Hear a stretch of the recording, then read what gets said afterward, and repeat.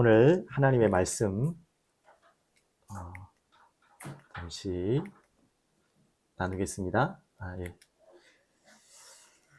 요한 1서 PPT 준비를 좀 잘못했네요. 요한 1서 2장 20절에서 23절 말씀 보겠습니다. 요한 1서 2장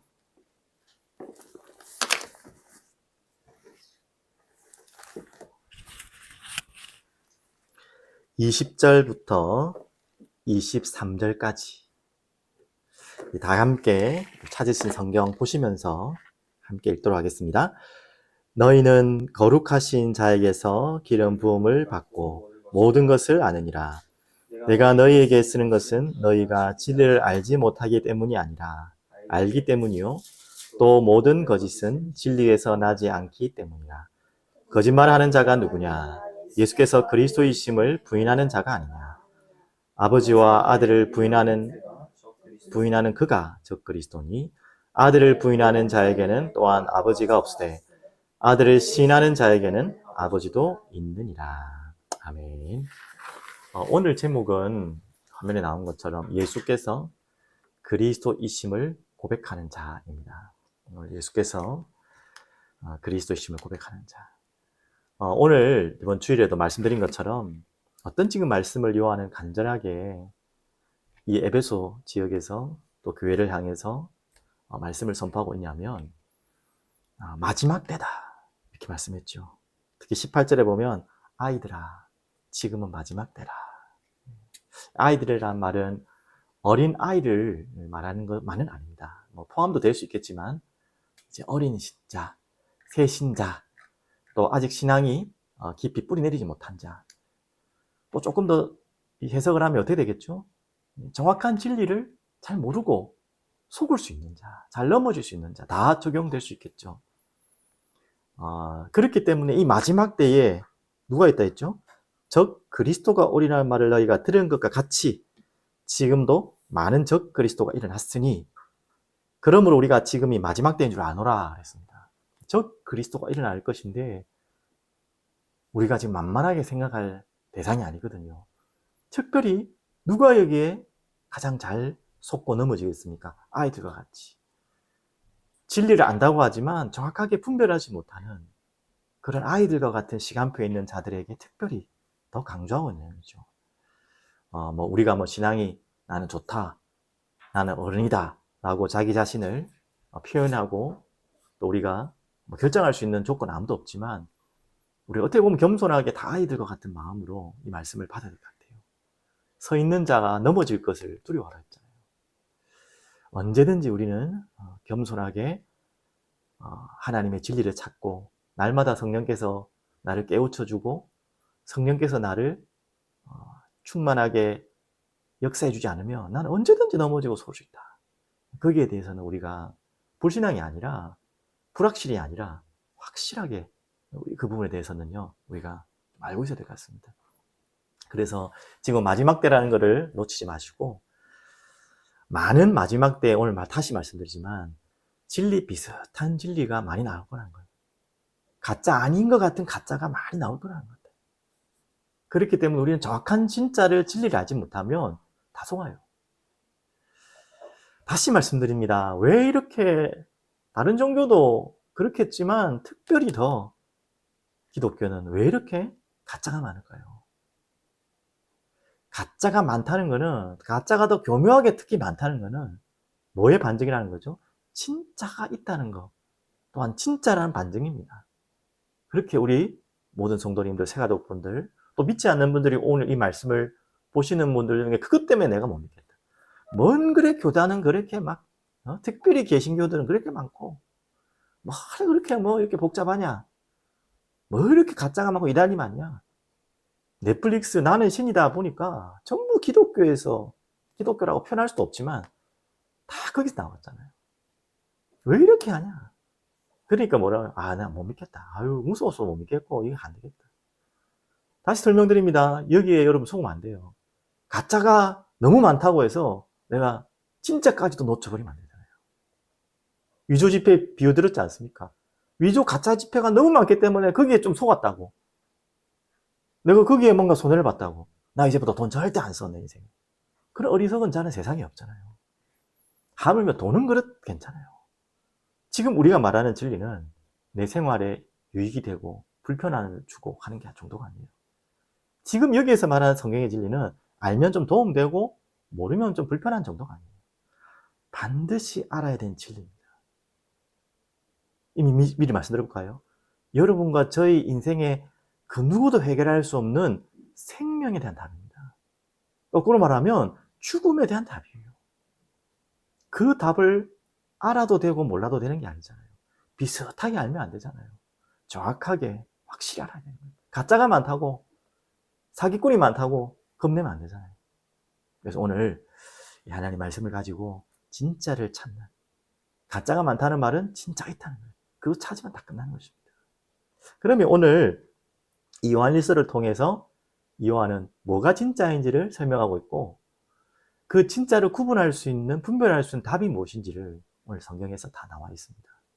자, 그러면 이런 본문들을 가지고 한 가지 나누겠는데요. 제일 먼저 요한일서 2장 22절 23절에 나왔죠. 자, 분명히 나옵니다. 거짓말하는 자, 아까 말했던 적 그리스도, 진리라고 말하지만 가짜, 결국 우리를 무너뜨릴 가짜 진리, 이 거짓말하는 자가 누구냐? 자, 이 거짓말을 하는 자가 말하는 것 그 반대가 진리겠죠, 들으면. 참 웃기는 이야기지만, 그러면 이 당시에 뿐만 아니라 지금도 똑같이 속이고 있어요. 어떻게 거짓말로, 비진리로 속이고 있냐? 나와 있잖아요. 예수께서 나왔죠? 그리스도이심을 부인하는 자. 그럼 반대로 진리는 뭐라고 말하는 거죠? 예수께서 그리스도이심을 진짜 고백하는 자예요. 제가 글이 너무 길어서 진짜라는 표현을 뺐지만 진짜 고백하는 자. 왜 그냥 고백하면 된다고 하지 진짜 고백한다고 할 거예요. 설명을 하나하나 드리면서 이유를, 이런 말씀을 붙잡으면 좋겠습니다. 첫 번째 이겁니다. 예수는 그리스도. 예수께서 그리스도이심을 부인하는 자, 반대로 고백하는 자. 이게 진짜예요. 이걸 거부하는 자는 가짜입니다. 아무리 좋은 말을 해도, 아무리 여러분 합리적이고 이성적이고 객관적인 이야기를 해도 이게 아니면 틀린 진리입니다. 한마디로 틀린 진리란 말이 비진리란 말이죠. 가짜란 말이죠. 거짓말하는 자란 말이죠. 그러면 여기에서부터 하나 살펴보겠습니다. 그리고 뒤에 나옵니다. 아버지와 아들을 부인하는 자가 적 그리스도니. 그러면 우리는 바른 진리를 가졌다는 말은 뭐죠? 아버지 하나님과 그 아들 되신 예수 그리스도가. 13절 아들을 부인하는 자에게는 또한 아버지가 없으되 예수님을 하나님의 아들로, 금요일에 더 설명할 텐데요, 완전하신 하나님으로, 완전하신 사람으로 오셨다를 부인하는 자에게는 아버지가 없으되, 절대 아버지께로 갈 수 없어요. 아버지를 몰라요. 하나님 몰라요. 그 말은 구원이 없어요. 또한 아들을 신하는 자에게는 아버지도 있습니다. 아들을 그냥 무조건 신하는 게 아니라 방금처럼 그리스도로 신하고 그분은 완전하신 하나님이고 완전하신 사람으로 오셨다. 이걸 정말 고백하는 자는 아버지가 있는 것입니다. 오늘 여기에 대한 답을 이미 다 가지고 있겠지만 다시 한 번 더 확인하시는 그런 시간 되시기를 바라겠습니다.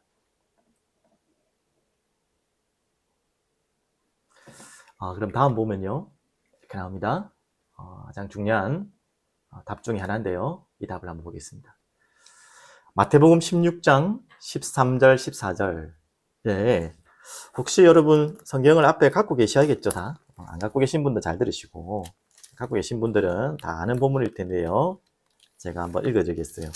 이 부분이 왜 중요하면 예수님을 그리스도로 고백한 가장 중요한 첫 고백이라고 할 수 있겠죠. 정확한 첫 고백. 그전에도 고백을 했겠지만 그래도 제일 정확한 고백이기 때문에 이 부분을 우리가 놓치면 안 되겠죠.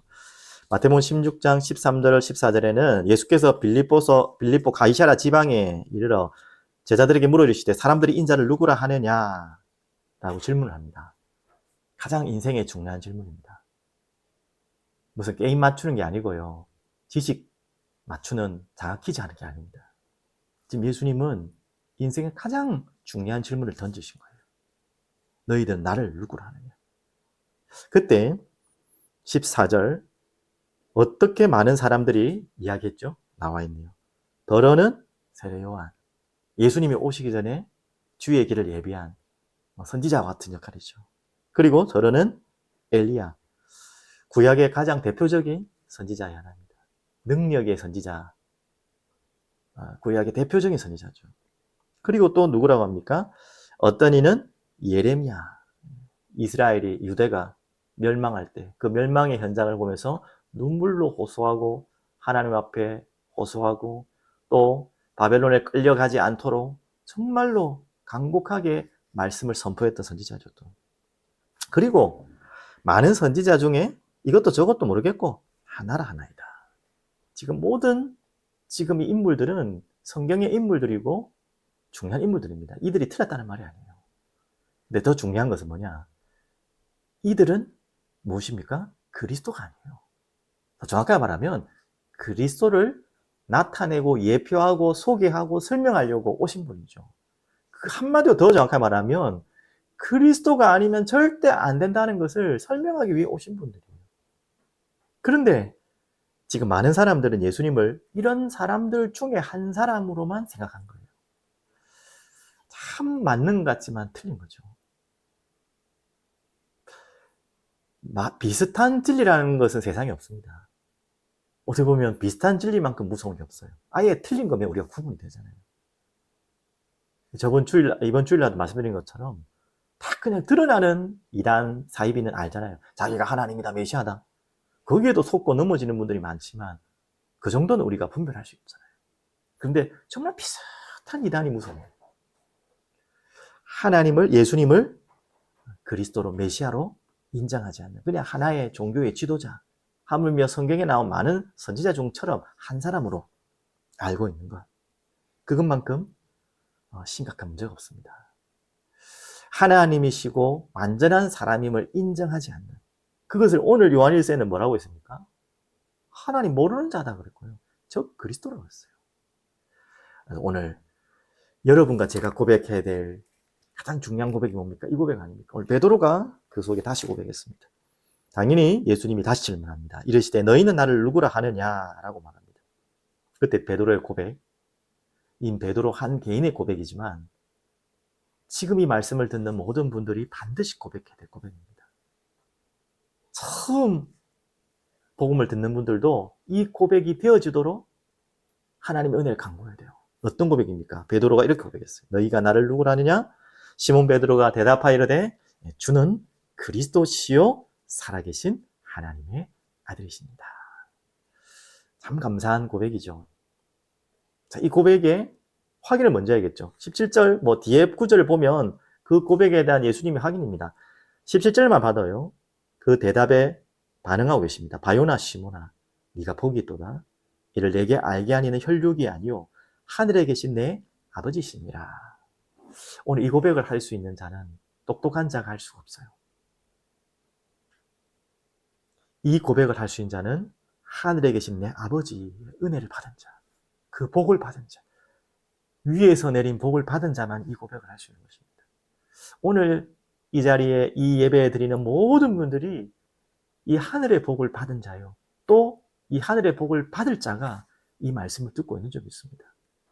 오늘 여러분의 심령과 영혼 속에 오늘 예수님을 나의 주인으로, 나의 그리스도로 고백하는 은혜가 있길 바랍니다. 그러면 세례 요한, 엘리야, 예레미야와 그리스도라는 차이, 선지자와 그리스도의 차이입니까? 그리스도라는 말은요, 직분입니다. 메시아의 신약적 표현이 그리스도를 말하는 거죠. 바로 우리를 구원하기 위한 메시아, 직분을 설명하기도 하죠. 기름 부음 받은 자라는 뜻이 그리스도스.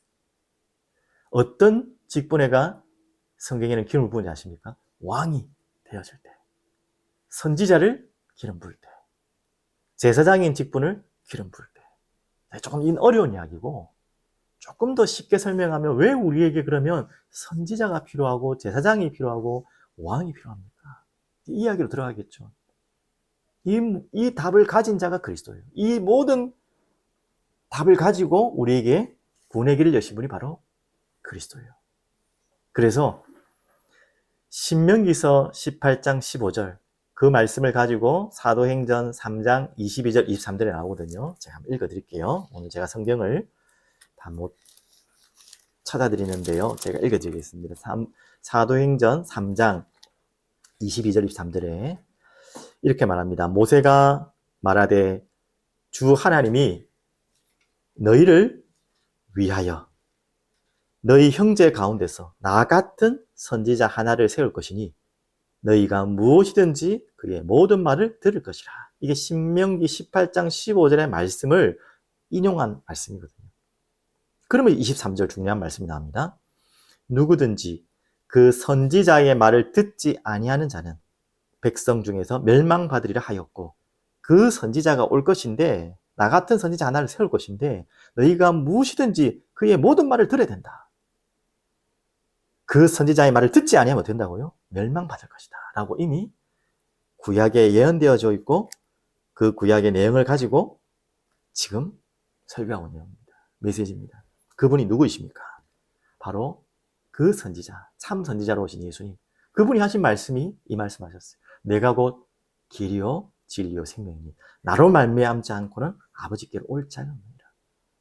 구약의 선지자는 하나님을 설명하고 하나님께로 돌이키고 돌아오도록 하나님의 말씀을 심부름한 자였어요. 자, 이 선지자의 역할을 넘어서 이제 참 선지자 그리스도는 어떤 선지자 역할이냐? 참 선지자인데요. 하나님을 설명하고 알게 한 정도가 아니라 하나님을 만나는 길이 되시는 선지자. 아니, 정확하게 표현하면 오직 유일한 하나님을 만나고 알 수 있도록. 오늘 요한 1서의 내용도 그 이야기 아닙니까? 아들을 알지 못하는 자는 아버지가 알 수 없다. 한마디로 아들 대신 예수 그리스도를 통하지 않고 하나님을 안다는 건 거짓말이에요. 그 비진리예요. 다른 종교에서도 그렇게 합니다. 하물며 모슬렘에서도. 너희들이 믿는 하나님이나 우리가 믿는 하나님이나 같은 하나님이야. 하물며 어떤 종교에서는 그래요. 다 똑같은 하나님인데 가는 길이 다를 뿐이야. 참 합리적이고 객관적이고 이성적인 거지만 틀린 이야기입니다. 성경에는 어디에도 그런 말이 없어요. 하나님을 아는 길은 아들이 아니고는 23절 나왔죠? 아들을 신한 자 아니고는 아버지를 알 수 없어요. 그 아들이 예수 그리스도예요. 예수 그리스도를 통해서만이 하나님 아버지를 알 수 있고 만날 수 있는 거예요. 그런 선지자. 그것뿐만 아니라 이분은 참 제사장으로 오셨어요. 이 성경구절 다 알겠지만 나중에 한번 꼭 찾아보십시오. 히브리서 전체가, 특별히 히브리서가 제사장 되시는 그리스도를 가장 잘 설명하는 성경이고 가장 많은 내용들이 있습니다. 히브리서 5장 5절, 7장 전체, 특히 26절, 9장 14절. 한마디로 뭡니까? 우리를 대신해서 대제사장으로 오신 그분께서 우리의 죄를 위해 십자가에 피 흘려 죽으셨다. 그분의 피 흘림으로 우리가 죄 사함을 얻었다. 이 내용이죠. 구약의 제사장은 그걸 심부름하는 자였다면, 신약의 오늘 그리스도, 메시아 그리스도는 어떤 존재냐? 심부름하는 정도가 아니라 자신이 속죄물로, 대속물로 우리를 속량하기 위해서 오신 그분. 그래서 마가복음 10장 45절에 말씀하신 겁니다. 인자가 온 것은 섬김을 받으려 함이 아니라 섬기려 하고, 얼만큼요? 자기의 목숨을 우리에게 대속물로 주려 합니다. 그 참 제사장으로 오신 분이 누굽니까? 그리스도. 그리고 또 누구의 길은 뭐죠? 왕. 왕의 첫 번째 그 역할은 통치자입니다. 주권자입니다. 나라의 통치와 주권자.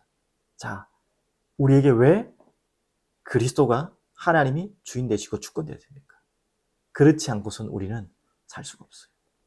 그래서 또 우리가 적용할 수 있는 게 요한일서 3장 8절 나오죠. 하나님의 아들이 이 땅에 오신 것은 마귀의 일을 멸하십니다. 세상 임금, 세상 왕 노릇하고 임금 노릇하고 하물며 아비 노릇하고 있는 가짜 왕, 가짜 주인 노릇하는 이 흑암의 세력을 완전히 이기신 참된 왕으로 오신 그리스도. 자, 이 그리스도에 대한 고백이 단순한 고백이 아니죠. 이 지식을 알아라는 말이 아니고 이 지식을 통해서 나는 하나님을 만나야 되는구나. 이 지식을 통해서 나의 모든 죄를 씻을 수 있는 길은 오직 예수 그리스도가 아니면 안 되는구나. 그분이 나를 위해 피 흘리셨고 십자가의 모든 문제를 다 끝내셨구나. 그리고 이분이 나의 왕이시고 나의 주인이시구나. 그래서 나를 속이는 모든 흑암은 그리스도 앞에 완전히 무릎 꿇을 수밖에 없구나. 여러분, 이 성경의 교리를, 진리를, 지식을 알아낸 게 아니고요. 이게 여러분 삶에, 우리 모든 사람에게 반드시 필요한 답입니다. 그래서 다 한 발자국 나가면요, 이 사실을 믿고 고백하는 자에게는 베드로전서 2장 9절, 너희가 왕 같은 제사장이요, 그의 나라요, 그의 소유된 백성이요, 이 어두운 데서 너를 불러내어 기이한 빛에 들어가게 하신 이 아름다운 덕을 선포하는, 선전하는 이로 우리를 부르셨답니다. 이 그리스도를 알고 믿고 고백하는 자에게 왕적인 권세를 주겠다. 그리스도를 알고 믿고 고백하는 자에게 모든 죄를 해결해 줄 뿐 아니라 제사장 나라로 너를 선택할 것이고 열방의 죄 아래에 있는 자들을 살리겠다. 그리고 너를 선지자와 같은 하나님을 알고 믿도록 소개하는 그런 존재로 우리를 부르신 줄 믿습니다. 오늘 이 고백이 정말 고백되길 바랍니다. 오늘 다시 말씀드렸죠. 이 고백은 하나님의 은혜가 아니면 고백되지 않아요. 반대로 말할까요? 성령이 아니고서는 예수를 주로 신할 수 없다 했죠. 여러분에게 성령의 은혜가 임하여 예수님을 나의 주인으로, 더 말씀드리면 그리스도로 고백하는 인생 되기를 간절히 축복드립니다. 그러면 이 고백이 되어진 모든 자들에게 또 다른 축복이 시작되는데, 그 축복이 마태복음 16장 17절부터 20절 아까 말씀드렸죠. 이건 복이라 그랬고요. 18절부터 보면 내가 네게 이르노니 너는 베드로라. 자, 이제 나오죠. 반석 위에 내 교회. 예수 그리스도께서 말씀하신 말씀입니다. 내 교회. 예수 그리스도가 주인 되시고 모든 것 되시는 주인 되시고 왕 되신 교회를 너에게 세우겠다. 그러니까 당연히 음부의 권세가 이기지 못하리라. 모든 음부의 권세가 무너지겠죠. 그리고 또 열리는 곳이 있습니다. 천국 열쇠가 네게 주어지니 네가 땅에서 무엇이든지 매면 하늘에서도 매일 것이요. 네가 땅에서 무엇이든지 풀면 하늘에서도 풀리라 하시고, 이제는 하늘의 문이 열리고 천국 배경이 우리의 것이요, 천국 가는 길이 열리는 것으로 끝난 게 아니라 그 영원한 비밀을 이 땅에서도 마음껏 누릴 수 있는 하나님의 자녀된 신분으로 우리를 부르신 줄 믿습니다. 이게 바로 교회의 축복이에요. 그리스도가 주인 되시고 그의 몸된 인생으로 살아가는 바로 그 삶이 은혜의 삶입니다. 오늘 여러분의 인생이 이렇게 시작되길 바랍니다. 저는 자주 간증할 때 이 간증이 나와요. 공허하고 허무한 여러분의 마음이 언제 끝나느냐? 유일하신 창조주 하나님을 만날 때 끝나는 거예요. 불안하고 두려운 여러분 마음속에 있는 그 깊은 불안이 언제 끝나느냐? 내 문제가 드러나는 문제가 해결된다고 그렇잖아요. 문제가 해결되면 또 다른 두려움이 와요. 그 근본되는 죄에서 나와야 돼요. 죄에서 돌이켜야 돼요. 죄에서 씻음 받아야 돼요. 그리고 언제 우리가 끝나요? 모든 눌려있던, 또한 내가 주인 되었던, 나를 주인으로 속이고 붙잡고 있는 이 어둠이 떠나갈 때 참된 승리와 답이 납니다. 그 답이 누구에게다고요? 그리스도께로. 오늘 여러분 인생에 예수가 여러분의 진짜 주인 되시고 그리스도 되신 고백이 있길 바랍니다. 그래서 이 사실을 여러분이 마음으로 믿고, 정말 마음으로 믿는다면 되어질 수밖에 없죠. 고백되겠죠. 입으로 신할 때 구원이 됩니다. 다시 말씀드리자면 무엇을 마음으로 믿고 입으로 신해야 돼요? 예수께서 그리스도이심을. 조금 더 설명해 볼까요? 예수께서 나를 위해 십자가에 죽으시고 피 흘리시고 살아나시고 나의 왕이 되시고 나의 참 제사장이 되시고 나의 참 선지자로 오셨구나. 그분이 나의 그리스도로 진심으로 진정으로 하나님의 은혜로 고백할 때에 여러분은 영원한 하나님의 자녀가 되는 줄 믿습니다. 이 언약을 마음으로 믿고 입으로 신하여 영원한 하나님의 자녀된 축복 되시길 바랍니다. 그래서 영접 기도에 대해서 조금 설명을 드리면, 영접 기도라는 행위가 구원의 절대적인 요소가 아닙니다. 우리가 예수님을 믿기 때문에, 마음으로 믿기 때문에 당연히 입으로 신하는 것이 영접이죠.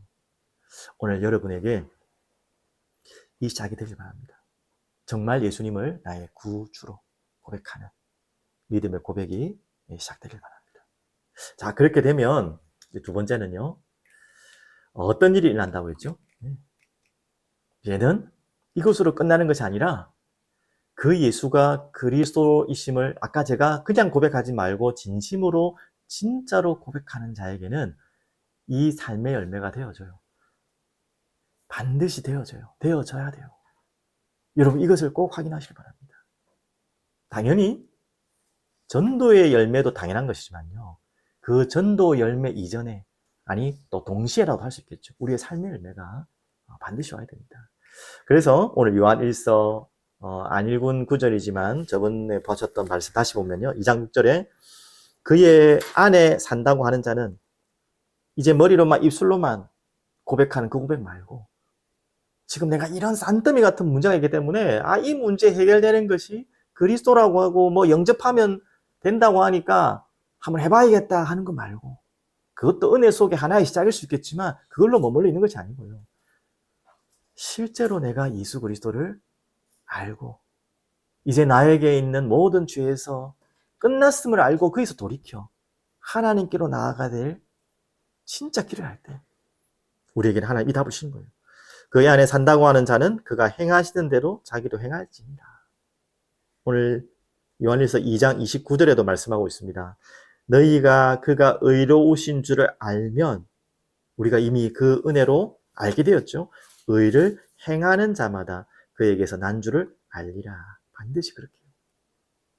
완전하고 완벽한 삶을 살 수 있다는 것은 아니라는 거 아시죠? 우리가 성화되는 과정이기 때문에. 하지만 반드시 이 부분이 되어지지 않고 이 부분이 우리가 뭔가가 안 된다면 다시 한번 확인할 일이 있죠.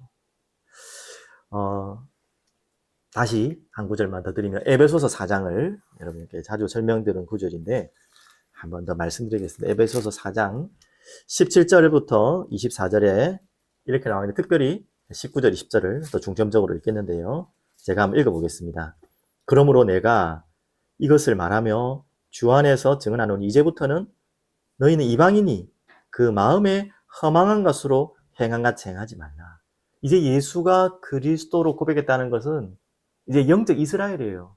이방인이란 말은 무슨 유대인, 이민인, 민족을 말하는 말이 아니라 영적인 것을 말할 수 있는 거죠. 그들의 총명이 어두워지고 그들 가운데 있는 무지함과 그들의 마음이 굳어짐으로 말미암아 하나님의 생명에서 떠나 있도다. 그게 어떻게 보면 믿지 않는 자들의 당연한 결과죠. 그들이 감각 없는 자가 되어 자신을 방탕에 방임하여 모든 더러운 것을 욕심으로 행하되, 이렇게 예수를 믿지 않는 자는 이렇게 될 수밖에 없어요. 이제 근데 반대입니다. 오직 너희는, 이제 예수를 믿는 우리는 그리스도를 그같이 배우지 아니하였느니라. 예수를 그리스도로 고백하는 자는요, 이렇게 배우지 않았어요.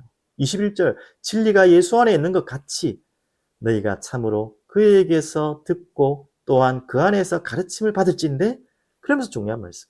너희는 유혹의 욕심을 따라 썩어져 가는 구습을 따르는 옛사람을 벗어버리고, 한순간에 우리가 되어지지 않을 수 있겠죠. 옛 구습과 옛 습관에 잡혀있는 부분이 있기 때문에. 하지만 반드시 이것에서 벗어나려고 하는 발버둥과 우리의 심령이 하나님의 성령으로 계속해서 변화시켜 나가는 거예요. 오직 너희의 심령이 새롭게 되어 나왔잖아요. 하나님을 따라 의와 진리의 거룩함으로 지으심을 받은 새 사람을 입으라. 자, 구원받은 자의 삶의 열매는 반드시 이 방향으로 가게 돼 있어요. 내가 이 방향으로 가고 있지 않다. 여기에 별 내가 의미를 두지 않고 있다. 여기에 내 마음이 별로 가지 않는다. 그럼 여러분 빨리 그 길을, 그 표대를 돌이키셔야 되고요. 다시 확인하셔야 돼요. 자, 더욱더 확실하게 설명한 구절이 마태복음 7장 21절, 23절 아닙니까? 저는 이 본문이 너무나 엄중하고 무서운 말씀입니다. 7장 21절, 자주 여러분께 말씀드린 본문인데요. 꼭 아셔야 될 말씀입니다. 21절에 이렇게 말씀하고 있어요. 나더러 주여 주여 하는 자마다 천국에 들어갈 것이 아니요 다만 하늘에 계신 내 아버지의 뜻대로 행하는 자라야 들어가리라. 자꾸 이 부분을 오해할까 봐 한 번 더 설명드립니다. 행위를 해야지 구원받는다. 행위로 구원받는다는 말이 절대 그 말을 하는 게 아닙니다.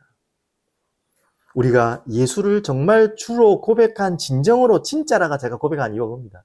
진짜로 진정으로 성령의 은혜로 고백했다면 이 방향으로 가게 돼 있어요. 하나님의 뜻대로 행할, 내가 잘 안 되더라도 자꾸 내가 뭔가 사로잡혀서 속더라도 자꾸 그 위에서 벗어나려고 하고 하나님께 회개하고 또 눈물로 더욱더 이 방향을 돌이키려고 돼 있어요. 그게 성령께서 하시는 일입니다. 친히 강구한다는 말도 그 말씀 속에 들어가는 거죠. 그런데 이 마음을 갖지 않는 자, 주여 주여 하면 말만 하지만 고백했다고 하지만 그게 아니라는 거예요. 22절 그날에 많은 사람이 나더러 이르되 주여 주여 하물며 우리가 주의 이름으로 선지자 노릇하며 말씀까지 전하는 사람이 아닙니까? 선지자가 또 주의 이름으로 귀신을 쫓아내며 아니 이런 권능을 행하는데요. 역사가 일어나는데요. 주의 이름으로 많은 권능을 행하지 아니하였나이까. 아니 이렇게 우리가 역사가 일어나고 증거가 있고 우리 이걸 열매라고 그러잖아요 보통.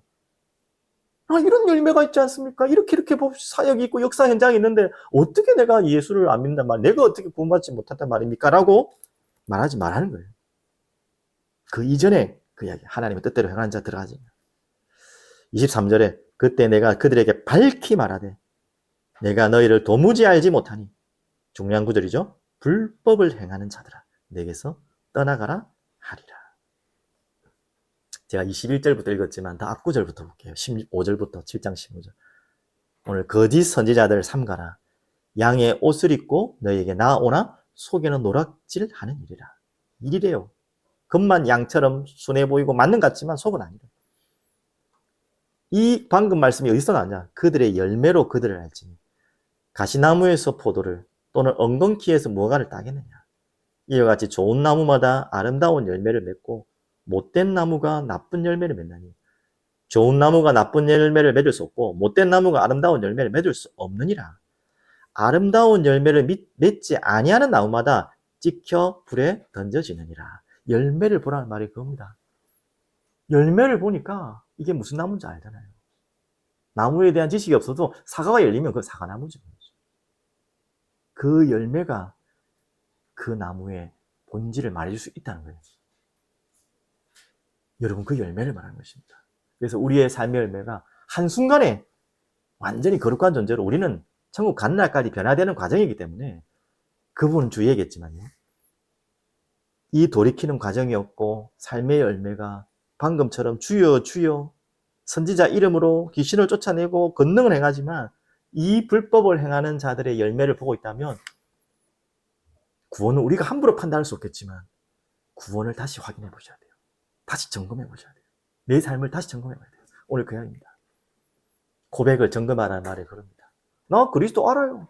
왕, 제사장, 선지자 몇 장 몇 절 몇 절 설명도 할 수 있고요. 누구한테도 말할 수 있어요. 그게 다가 아니라는 거예요. 그게 중요하지 않다는 말이 아니고 그것은 우리가 알 수 없다는 거예요. 그게 따른 열매가 반드시 우리에게는 점검해야 됩니다. 진정한 내가 회개했느냐. 그러면 오늘 결론으로 다시 마무리하겠습니다. 오늘 여러분과 저에게 온 최고의 축복은 무엇입니까? 자, 다시 돌이키면요. 읽어보면 다시 읽어보겠습니다. 요한일서 2장 20절 22절입니다. 너희는 거룩하신 자에게서 기름 부음을 받고 모든 것을 아느니라. 누가 우리에게 기름을 부게 하셨어요? 거룩하신 자에게서. 하나님께서 또 성령께서 우리에게 성령의 기름 부음으로 모든 것을 알도록. 내가 너에게 쓰는 것은 너희가 진리를 알지 못하기 때문이 아니라 알기 때문이다. 또 모든 것이 진리에서 나지 않기 때문이다. 자, 그러면 많은 이야기를 했는데 이제 예수를 처음 믿는 분들, 또 믿고자 하는 분들, 오래 믿었더라도 아직 잘 뭔가 모르겠다. 이게 진짜인지 아닌지 모르겠다. 분별이 안 되시는 분들은 오늘 반드시 기회가 될 것. 자, 이 말씀을 가지고 하나님은 이미 여러분과 저에게 구분할 수 있는 답을 줬댔죠. 성령. 너희들이 몰라서 쓴 게 아니라 알기 때문에 쓴 것이다. 그렇기 때문에 우리에게 뭐 하라는 말입니까, 요한은? 성령께 의지하라는 말이죠. 성령께 모든 걸 맡기라는 거죠. 너의 머리 생각으로 판단하고 결정하지 말고 성령께 의지하여 분별하라는 것입니다. 그래서 그 성령께서 우리에게 무엇을 분별할 수 있도록요? 말씀을. 너무 중요하죠. 절대 성경, 하나님의 말씀을 그 표대를 벗어난 다른 것으로 우리가 무엇을 하면 안 되죠. 그것으로 분별해야 되죠. 그래서 우리에게 말씀 묵상, 성경 전체를 알고 그 전체 속에서 부분을 알고 그 구절을 아는 그 부분이 너무 중요합니다. 이 부분을 다 모르고 있으면 기가 막힌 정말로 기묘한 이단에게 속아요. 그것만큼 억울한 일이 있습니까? 그래서 이 말씀과 함께 조금 더 말씀드린 게 있죠. 신학. 두꺼운 신학책을 지금부터 읽으라는 말이 아니라 바른 신학을 한 성경을 바르게 해석하기 위해서 또 성경을 방금 말했듯이 엉뚱한 범주 아래서 자기 해석으로 자기 생각으로 하지 않도록 하기 위해서 그 안정장치라고 생각하면 되죠. 신학은 잘 이해하고 돕고 조직화 체계하는 신학이 너무 중요합니다. 그래서 저희들은 오늘 이 지금 영상을 보는 분들은 다양한 교단에 계신 분들도 계시겠지만 교단하고 상관없이 저희들이 추구해야 될 중요한 방향은 개혁주의 신앙, 종교개혁을 시작으로 한 개혁주의 신앙을 우리는 따라가야 됩니다. 그리고 개혁주의 신앙과 함께 개혁주의 신앙은 특별한 한 분파를 말하는 게 아니고요. 우리가 성경 중심으로 하는 것이 개혁주의의 가장 핵심입니다. 절대 주권을 인정하는 하나님을 완전히 믿는 것을 개혁주의 신앙이라 합니다. 그리고 또한 방금 나왔듯이 삶의 열매, 우리의 말로만 입술로만 하는 머리로만 지식으로만 하는 그런 성경 신학이 아니라 우리의 삶에 실제로 열매로 드러나는 그것이 전도가 되는 그 신학을 말하는 것입니다. 그래서 삶의 열매까지 확인하라. 반드시 삶의 열매를 확인하셔야 됩니다. 그 신앙에. 변화되는 과정까지는 여러분들 잘 참고하시면서. 그래서 올해 표대 다시 마무리하겠는데요. 표대를 향하여 달려가노라. 우리에게 정확한 표대를 하나님 다시 재정립할 수 있는 2024년 되게 주옵소서. 특별히 이 표대를 가장 혼미케 하고 바르게 보지 못하게 하는 세상 것, 세상 사랑하는 나도 모르는 내 마음, 그 마음에서 벗어날 수 있는 은혜를 베풀어 주옵소서. 그래서 하나님 사랑할 수 있는, 정말 영혼 사랑하는, 하나님의 말씀을 사랑하는, 그리고 그리스도 예수의 나를 기다리는 자 말씀하셨죠. 이 착한 일을 시작하시고 이루실 그분을 완전히 믿고 기다리는 그분의 말씀으로, 또 그리스도의 말씀, 복음화의 거룩한 삶으로 하나님 정말 하나님 원하시는 하나님 나라 이룰 공동체, 사귐 공동체. 그래서 이 답을 가지고 복음 전파, 마지막 그날까지 복음 전파의 둯대를 향해 나아갈 수 있도록 하나님 은혜를 베풀어 주옵소서. 우리는 다 부족하고 연약합니다. 그래서 오늘 이 연초를 시작하는 중요한 시간표에 말씀 붙잡고 말씀의 언약을 전체로 확인하고 성령께 완전히 엎드리고 무릎 꿇는, 영적으로 겸손하고 주님 앞에 완전히 엎드리는 새로운 시작이 있기를 간절히 축복드리겠습니다. 기도하겠습니다. 전능하신 하나님 아버지 감사합니다. 오늘 수요 기도회로 주님께 나아갑니다. 우리에게 최고의 축복인 하나님의 은혜를 허락하셔서 믿음으로 성령 하나님을 기름 붓도록 하셨고, 그 성령께서 모든 것을 알게 하시고 깨닫게 하시는 그 자녀된 축복 주신 것 감사합니다. 이제 모든 것 성령께 의지하고 성령께서 조명해 주시는 말씀을 듣고 읽고 묵상하고 담을 수 있도록, 그리고 정확한 하나님의 말씀의 범주를 벗어나지 않도록 하나님이 원하시는 신학과 또 우리의 삶의 열매가 하나님 정말 세상에 드러날 수밖에 없도록 주님 인도하여 주시옵소서. 오늘도 이 기도에 참석한 모든 분들 주님의 은혜가 충만한 밤 되게 하여 주시옵소서. 감사드리며 살아계신 예수 그리스도 이름으로 기도합니다.